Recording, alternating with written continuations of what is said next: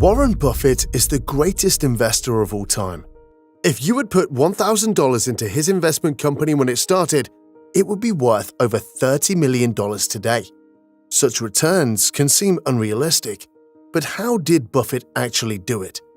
The answer is, he understands what most people don't, and is sticking to a few key principles that you can implement in your everyday life. Keep watching, because by the end of this video, you will learn all of them. We look for three things when we hire people. We look for intelligence, we look for initiative or energy, and we look for integrity. And if they don't have the latter, the first two will kill you. Because if you're going to get somebody without integrity, you want them lazy and dumb. I mean, you don't want them smart and energetic. So the answer is that investors behave in very human ways, which is they get very excited during bull markets and they look in the rearview mirror and they say, I made money last year, I'm going to make more money this year, so this time I'll borrow, or the neighbor says, I wasn't in last year when that neighbor was dumber than I made a lot of money, so I'm going to go in this year. So they're always looking in the rearview mirror. And when they look in the rearview mirror and they see a lot of money having been made in the last few years, they plow in and they just push and push and push on prices. And when they look in the rearview mirror and they see no money having been made, they just say this is a lousy place to be. So they don't care what's going on in the underlying business. And it's astounding, but that makes for huge opportunity, just huge opportunity. I've been taught by Ben Graham to buy things on a quantitative basis. Look around for things that are cheap. And that I was taught that, we'll say in 1949 or 50, it made a big impression on me. So I went around looking for what I call used cigar butts of stocks.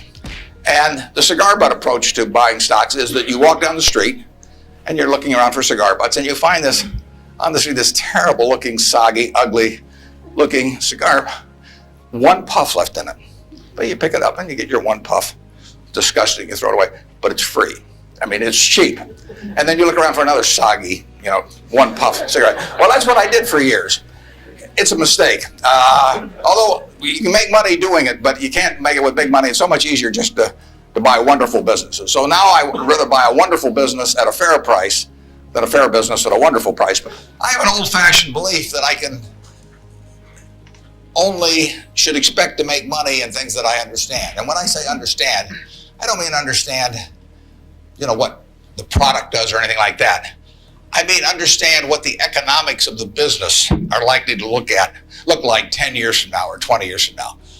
I know, in general, what the economics of, say, Wrigley chewing gum will look like 10 years from now. The internet isn't going to change the way people chew gum.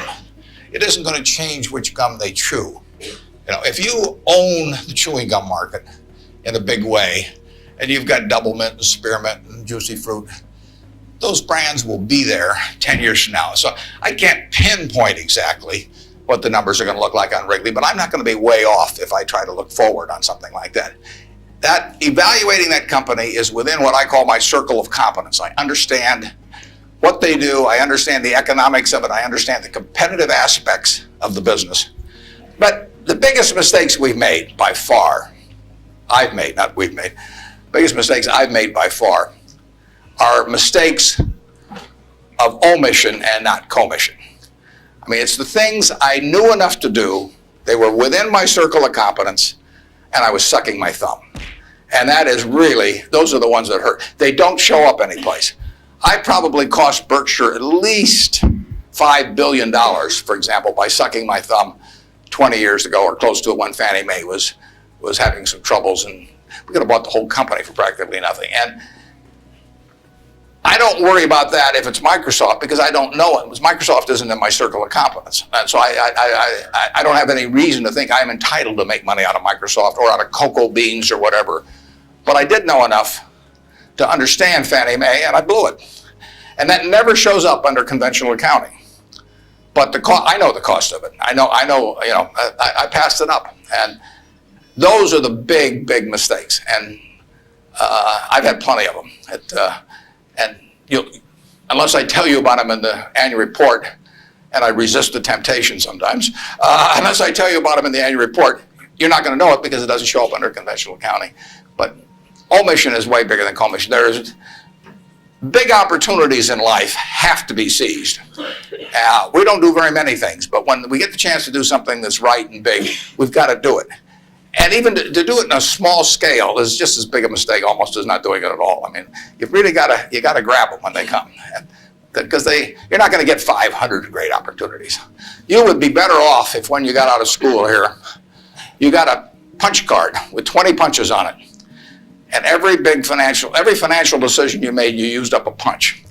You'd get very rich because you'd think through very hard each one. I mean, you went to a cocktail party and somebody talked about a company, you didn't even understand what they did or couldn't pronounce the name, but they made some money last week and another one like it. You wouldn't buy it if you only had 20 punches on that card. In terms of our wholly owned businesses, we're not going to sell no matter how much anybody offers us for them. I mean, if somebody offers us 3 times what something is worth at See's Candy, the Buffalo News, Borsheim's, whatever it may be, we're not going to sell it.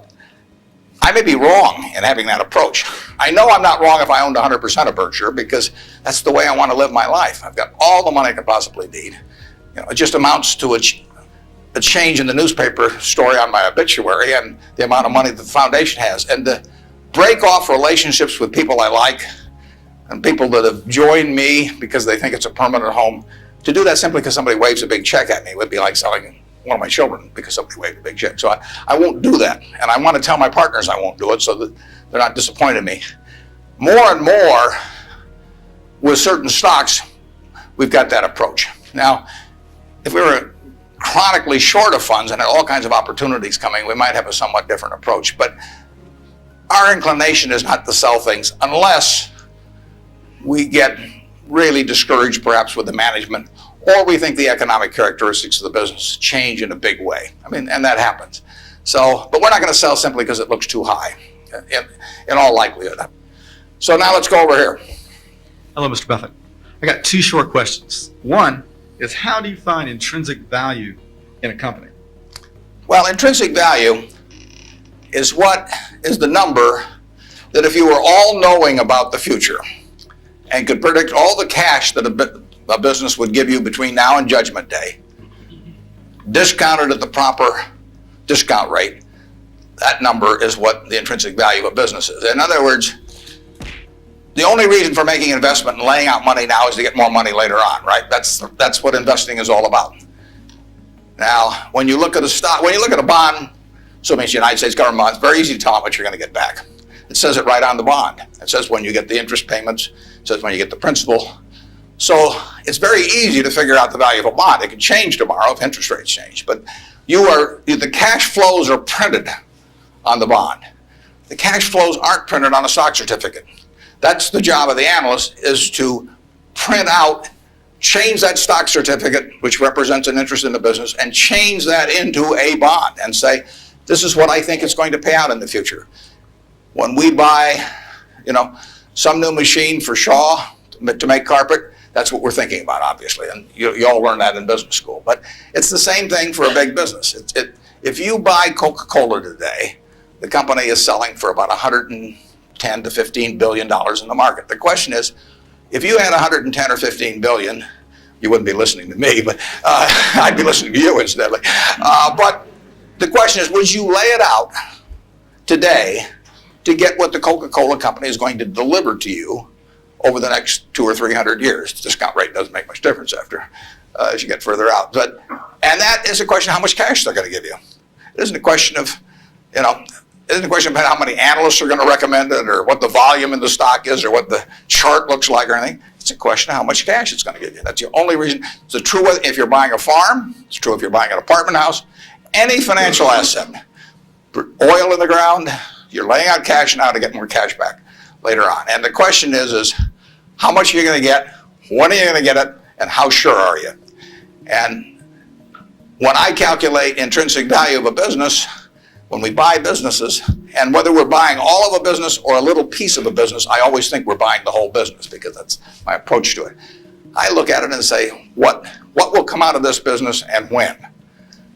And what you really like, of course, is them to be able to use the money they earn and earn higher returns on it as you go along. I mean, Berkshire has never distributed anything to its shareholders, but its ability to distribute goes up as the value of the businesses we own increases. We can compound it internally, but the real question is, Berkshire selling for, we'll say, 105 or so billion now.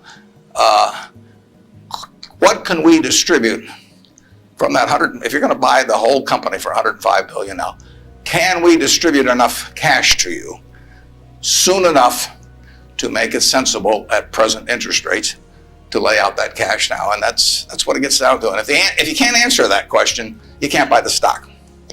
You know, you can gamble in the stock if you want to, or your neighbors can buy it. But if you don't answer that question, and I can't answer that for internet companies, for example. There are a lot of companies, there are all kinds of companies I can't answer it for, but I just stay away from those.